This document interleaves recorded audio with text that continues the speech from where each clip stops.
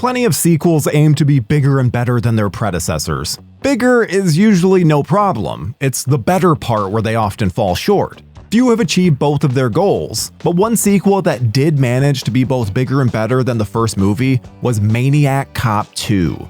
Director William Lustig and writer Larry Cohen had established undead homicidal former police officer Matt Cordell as a new force in the horror genre with 1988's Maniac Cop. 2 years later, they brought him back to the screen with an increased budget, a larger body count, some mind-blowing stunt and action sequences, and you won't believe who they decided to kill off in the first half. Hold your genre icons close, because no one is safe in this franchise. This is what the happened to Maniac Cop 2.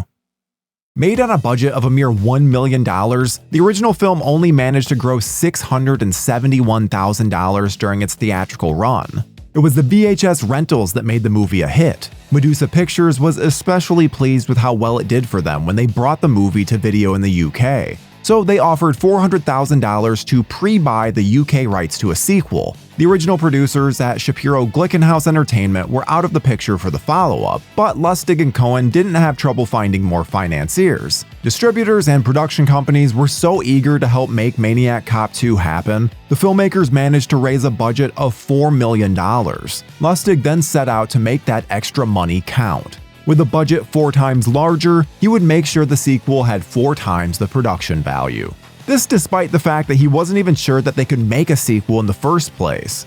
He couldn't figure out where they could even go with it, as he felt they had played out the concept in the first film. But then Larry Cohen delivered the screenplay, and it completely changed his mind. Cohen managed to showcase some original concepts and set pieces that could involve the Maniac Cop in creative ways. And it was more than just action scenes, it also had plenty of twists and turns as well.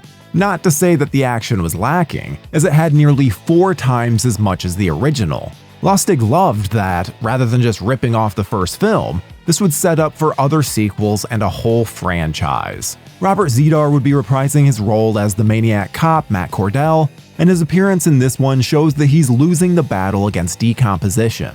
The producers asked about half a dozen makeup artists to come up with a new design for the character. Dean Gates was the winner, and the new, more ghoulish look he provided for Cordell is great, much more effective than the character's appearance in the first film. But there was a creative speed bump when it came to bringing Bruce Campbell and Laureen Landon back as the heroes of the first film, police officers Jack Forrest and Teresa Mallory. Campbell was in the middle of a bad divorce and in a particularly prickly mood, so he requested a big payday. He said, "Give me this number or kill me." Unfortunately for Campbell and horror fans everywhere, they took the latter approach and killed off his character. During production, he told Fangoria that he'd usually get a little pissed off when heroes are killed in the sequels, but it made sense in this case. The continuing character is the Maniac Cop, not his adversaries. So Cohen wrote the death of Jack Forrest into the script. He didn't want to kill off Teresa Mallory, he wanted her to be hospitalized with a devastating injury so she could be brought back in the next sequel. But she appears to be quite dead in the movie, and she didn't make it into Maniac Cop 3. The first Maniac Cop was set around St. Patrick's Day, Part 2 picks up at Christmas time. The undead Matt Cordell is still stalking the streets with his blade-concealing billy club, terrorizing cops, citizens, and criminals alike as he seeks revenge on the corrupt system that wronged him and turned him into a monster. He knocks off our previous heroes in the first half hour or so, and a new pair of characters gets wrapped up in the situation. Claudia Christian was cast as police psychologist Susan Riley, and Robert Davi as Sean McKinney, a hard-boiled, hat-wearing, trenchcoat sporting detective who's like a film noir cop who has somehow found himself in a horror movie. Lustig knew he wanted Davi for the role so early on. He had told financiers that he cast Davi in the movie before the actor was even officially involved. Killing off Jack and Teresa was a risky move. A lot of horror fans might feel like switching the movie off as soon as Bruce Campbell makes his exit, but they're rewarded for sticking around. Susan Riley and Sean McKinney proved to be worthy replacements. Davi wasn't tasked with doing much more than standing around and acting cool, which he handled perfectly. Susan, on the other hand, is put through the ringer. Not only does she get abducted by a group of escaped criminals, but there's also a scene where she's handcuffed to a runaway car. Christian reportedly didn't get along with Davi or Lustig.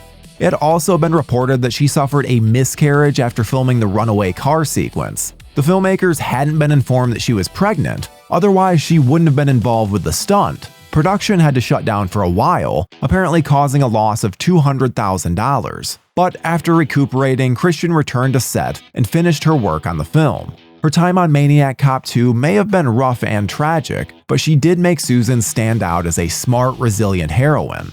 Another major new addition is Turkel, a serial killer who had been strangling the city's exotic dancers. Lustig thought his Maniac star Joe Spinell should play this character. Basically, he would have been playing the Maniac all over again. Unfortunately, Spinell passed away before production could begin, so Lustig turned to another actor that he had worked with before, Leo Rossi. While preparing for the role, Rossi was even thrown out of a strip club because he unnerved one of the dancers by making sustained eye contact with her. Turkel sees himself as a heroic figure, a crusader of the night, and he believes Cordell to be a kindred spirit. When these characters cross paths, he becomes Cordell's own Igor or Renfield, a lackey as the Maniac Cop's mission of revenge ramps up.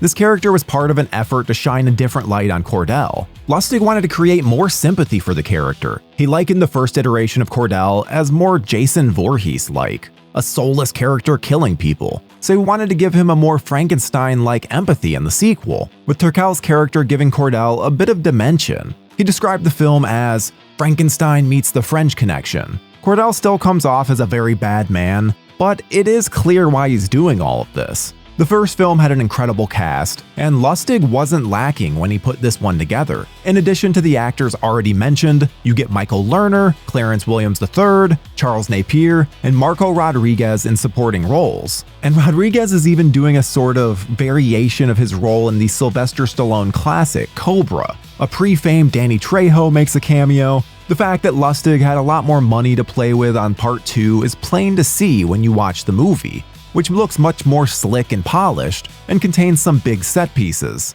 The rampage Cordell goes on in this installment allows for several awe-inspiring action sequences filled with thrilling mayhem and incredible stunt work. As mentioned, Susan is handcuffed to a car that is sent rolling downhill through traffic-filled streets as she dangles off the side. Cordell wipes out an entire police precinct in one of the coolest assault sequences ever filmed.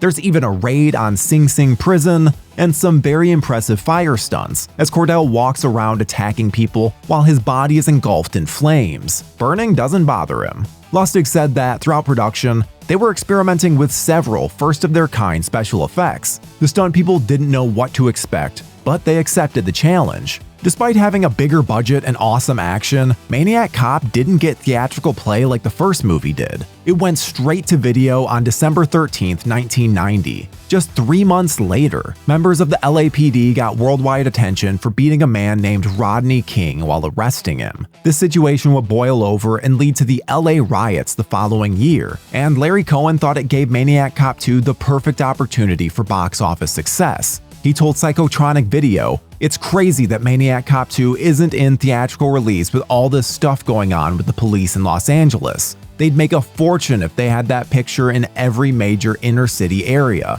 But it just wasn't meant to be. The lack of a theatrical release didn't dampen Lustig's enthusiasm for the film. He felt that Maniac Cop 2 was not only superior to the first, but to every other movie he ever made. He feels it's his best work, as he felt that he and the crew were firing on all cylinders and that it's a terrific B-movie. They certainly were. Maniac Cop 2 was enough of a success on video that it paved the way for Maniac Cop 3. Unfortunately, that one was a troubled production that resulted in a compromised film, but that's a story that we covered in a different episode. The Maniac Cop trilogy is somewhat obscure, at least when compared to heavy hitters like Friday the 13th, A Nightmare on Elm Street, or even Halloween. But the series deserves to be mentioned in the same breath with its more popular peers. Matt Cordell is worthy of being considered a horror icon, and Maniac Cop 2 was him at his peak. It's one of the coolest sequels ever made. And that, my friends, is what the happened to Maniac Cop 2.